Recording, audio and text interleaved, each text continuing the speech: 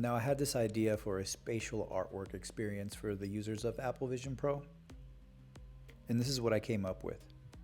Now I started off with this concept of these frames, and each of these frames are going to contain artwork.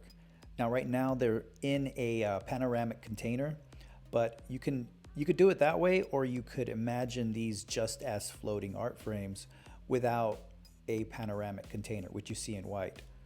Or maybe you're a curator and you want to see what the artwork looks like on the wall so you could present it to clients or the artists. The idea of this concept is to allow users to see the galleries, see the artwork up close, go up to the artwork, maybe move it around, maybe interact with a spatial curator to give you more insight about the art, or maybe just interacting with the artwork itself so you can learn more about the artist and the series. And right now you're seeing a pass-through view of the UI, but imagine putting your artwork, your art gallery in its own environment. And I think environments are going to be a staple in the application design process moving forward within the Apple Vision Pro.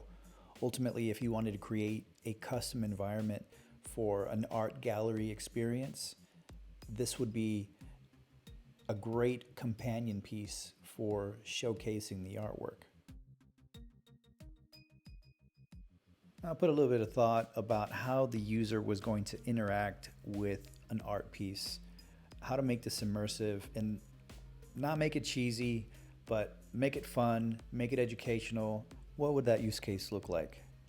This first iteration of this concept, I'm using Photos, which is a native app to Apple Vision Pro, to showcase what it would look like to interact with that art piece, right? So depending on how you want to display it, everything could be, in a panoramic view.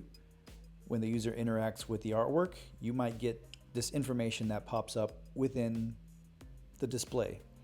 Now, you're learning about the artist. On the right side, maybe some text that gives you more context about the piece. But these windows right now, this is one giant panoramic view. But I could also design it where the information is in its own floating window.